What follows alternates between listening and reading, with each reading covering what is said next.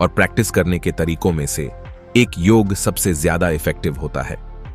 काफी समय से योग को हमेशा ईगो से आजाद करने, एक स्पेसिफिक टारगेट पर ध्यान अट्रैक्ट करने के लिए एक पॉजिटिव तरीके के रूप में देखा गया है।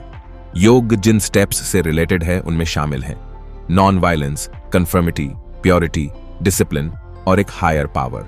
योग के जरिए आप अपने मन पर कंट्रोल हासिल कर सकते हैं। इसके लिए बस उस शरीर का इस्तेमाल करें जिसमें आप रहते हैं। विचारों का फ्लो, आखिरी एक्सपीरियंस सिर्फ सेंसेस के बारे में नहीं है। हमारे महसूस किए जाने वाले कुछ सबसे अपलिफ्टिंग एक्सपीरियंस मन में पैदा होते हैं जब कुछ इंफॉर्मेशन को हमारी सेंसेस का इस्तेमाल करने के बजाय सोचने की जरूरत होती है। मेंटल एक्टिविटीज में पढ़ना सबसे आम फ्लो इंड्यूसिंग बिहेवियर माना जाता है। इसके अलावा क्रॉसवर्ड को सॉल्व करना, सुडोकू खेलना, लिखना, मैथ सॉल्व करना जैसी एक्टिविटीज का इस्तेमाल अपने थॉट में फ्लॉप लाने के लिए करें। हम जो मानते हैं उसके अलावा माइंड की नॉर्मल कंडीशन एक गड़बड़ है। ज्यादातर लोगों के लिए जब वे फोकस करने की कोशिश करते हैं तो उनका ध्यान किसी और चीज पर होता है, जिससे उनके लिए उस ध्यान को लंबे समय तक बनाए रखना इम्पॉसिबल हो जाता है।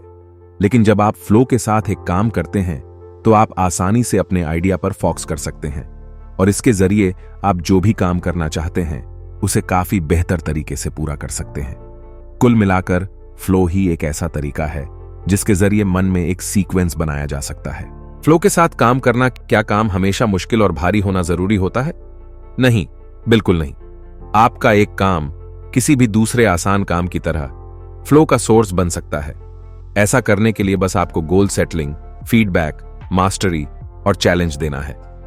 कई हाईली स्किल्ड जॉब फ्लो महसूस के लिए अच्छी तरह से बनी हुई हैं। लेकिन क्या आप जानते हैं कि अभी भी सिर्फ कुछ ही लोग क्यों हैं जिनके पास वास्तव में काम करते समय वह फीलिंग होती है? काम करने के प्रोसेस में कई लोग पूरी तरह से कमिटेड नहीं होते हैं। वे सिर्फ स्टीरियोटाइप के बेस पर एक्सपीरियंस और इंस्पिरेशन को जरूरी नहीं समझते हैं। साथ ही वह यह भी नहीं जानते हैं कि इस पर्पज के लिए काम इस तरह होना चाहिए। एक फ्लो बनाने के लिए उन प्रेजुडिस को दूर करें और रियलिटी में अपने काम में खुद को डुबो दें। इटली के एक गांव में बुजुर्ग लोगों का एग्जाम्पल ले। उनके लिए रोज के काम और खाली समय के बीच कोई फर्क नहीं है। हर दिन वे सुबह 5 बजे उठते हैं, गाय का दूध इकट्ठा करने जाते हैं, मीलों तक घास की गांठें ले जाते हैं, बाघों की देखभाल करते हैं और परिवार के लिए खाना बनाते हैं। और जब उनसे पूछा गया कि अमीर बनने के बाद वे क्या बदलना चाहेंगे तो उन्होंने जवाब दिया कि कुछ भी नहीं बदलना है, सब कुछ हमेशा की तरह रखते हुए पैसे कामना चाहते हैं। वे खुद को फ्लो की सिचुएशन में पाते हैं जब वे आराम करने के बजाय काम करते हैं, जिससे उनकी इमेजिनेशन और फोकस करने की एबिलिटी में उनका कॉन्फिडेंस बढ़ जाता है।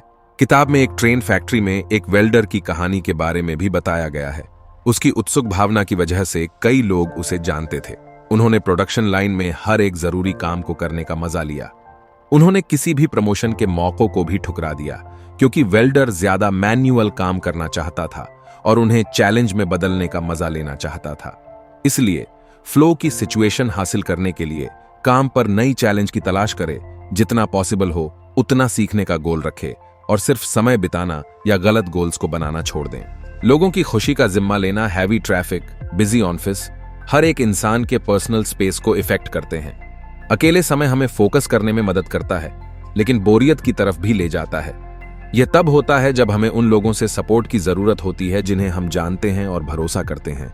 दूसरे शब्दों में परिवार, दोस्त और पड़ोसी। एक आइडियल परिवार ईमानदार सजेशन, बिना शर्त एक्सेप्टेंस और लॉन्ग टर्म गोल हासिल करने में सपोर्ट करता है। एग्जाम्पल के लिए, जो माता पिता टीवी देखने के बजाय कारपेंट्री या खाना पकाने जैसे काम को करना पसंद करते हैं, वे अपने बच्चों को उनकी फील्ड के पॉजिटिव रोल मॉडल को फॉलो करने के लिए इंस्पायर करेंगे। इसके कंपैरिजन में दोस्तों के साथ अकेले रहना एजुकेशनल न्यूट्रिशन में रोल प्ले करता है, जिससे खुशी, एनर्जी में ग्रोथ, कनेक्शन में ग्रोथ, सेल्फ रिस्पेक्ट, ताकत और इंस्पिरेशन हासिल की जा सकती है। आखिर में हमें पड़ोसियों और कम्युनिटी को नई चीजों पर डेवलप करने के मौकों को ढूंढने की भी जरूरत है। अगर आप अपना दिल कम्युनिटी से अलग करते हैं तो आप खुद फ्यूचर में मदद और सपोर्ट से इनकार कर रहे हैं और खुद को एक कंजर्वेटिव, अकेले पिंजरे में रख रहे हैं। इसलिए रिलेशन में सही तरीके से इन्वेस्ट करें। आखिर में आपको मिलने वाले रिजल्ट हैरान कर देने वाले होंगे। चैलेंजेस के साथ खेलना, यह भाग हेल्दी कंपटीशन मैकेनिज्म की जरूरत के बारे में बात करता है, खासकर अगर आपको फ्लो में काम करना है। कुछ लोग अपनी डिस्टरबेंस अंदर से हासिल करते हैं, दूसरे बाहरी फैक्टर्स जैसे धर्म, देश या परिवार से हासिल करते हैं, जबकि कुछ आर्ट, म्यूजिक या साइंस की मास्टरी हासिल करते हैं।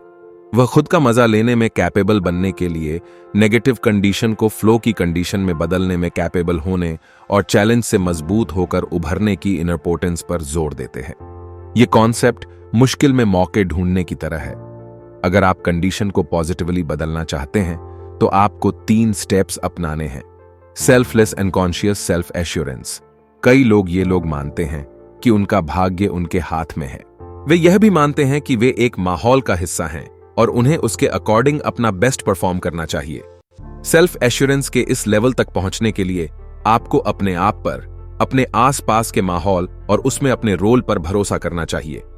दुनिया पर ध्यान देना, अपने घमंड पर ध्यान देने से बचें और इसके बजाय ओन ऑप्शनल तरीकों से अवेयर रहने के लिए आसपास की दुनिया के लिए खुले रहें। नए सॉल्यूशन की खोज करें, अपने आप सहित पूरी कंडीशन पर ध्यान देते रहें और पता लगाएं कि क्या ऑप्शनल गोल ज्यादा बेहतर हो सकते हैं और क्या दूसरे रिसोर्स मौजूद हैं। ऑटोटेलिक सेल्फ। यह कॉन्सेप्ट उन लोगों के बीच अंतर करता है जो मुश्किल हालात में जीत हासिल करते हैं और दूसरे जो ओवरवेल्म्ड हो जाते हैं। दोनों के बीच अंतर का रीजन बाहरी चीजों के बारे में उनकी सोच है। ऑटोटेलिक सेल्फ एक ऐसा इंसान है जिसके पास दुनिया को फेयरनेस के साथ समझने की काबिलियत होती है। इस तरह वे लोग रिजल्ट से पॉजिटिविटी या नेगेटिविटी को अलग करने और इसे बैलेंस करने पर ध्यान देने में अच्छे होते हैं। उनमें शायद ही चिंता वाली भावनाएं होती हैं और वे इस बात से डरते नहीं कि हार गए तो क्या होगा। वे बस हर सिचुएशन में फ्लो में रहते हुए अपना बेस्ट देने के लिए तैयार रहते हैं। बेसिकली यही वे लोग हैं जो फ्लो में महारत हासिल करते हैं। इसके लिए लेखक ने एक मॉडल बताया है जिनसे आप चैलेंज को अवसर में बदल सकते हैं। गोल का एडजस्टमेंट। अगर आपको पिछले भाग याद हों तो फ्लो कंडीशन को हासिल करने के लिए यह एक जरूरी फैक्टर है। आपके गोल पूरी तरह क्लियर और स्पेसिफिक होने चाहिए ताकि आप मनचाहे रिजल्ट के हिसाब से अपने एक्शन को एडजस्ट करके उन पर ठीक से ध्यान दे सकें।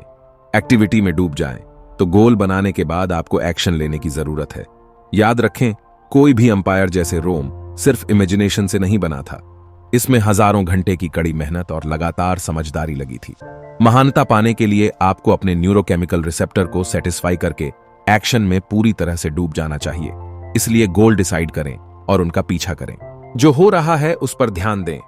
माइंडफुलनेस की प्रैक्टिस करने के लिए अटेंशन देना एक जरूरी गुण है। आपको अपने आसपास माहौल और चीजों के लिए अवेयर रहना चाहिए और स्पेशली एक स्पेसिफिक काम पर ज्यादा ध्यान देना चाहिए।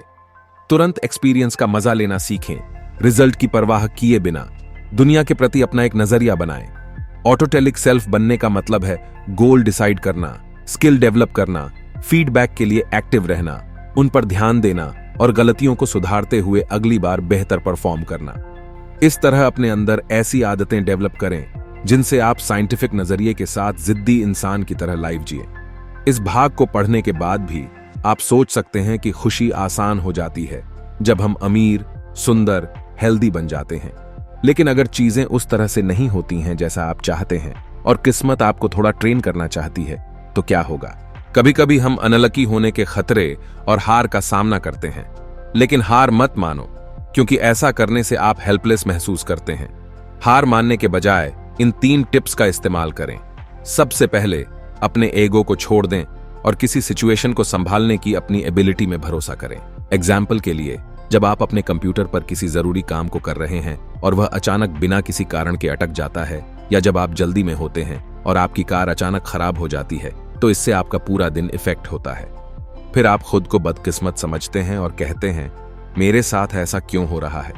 हम सभी शायद अपने इरादों के अपोजिट जो हुआ उसके लिए ऐसा बुरा महसूस करते हुए खुद से ऐसा जरूर कहते हैं।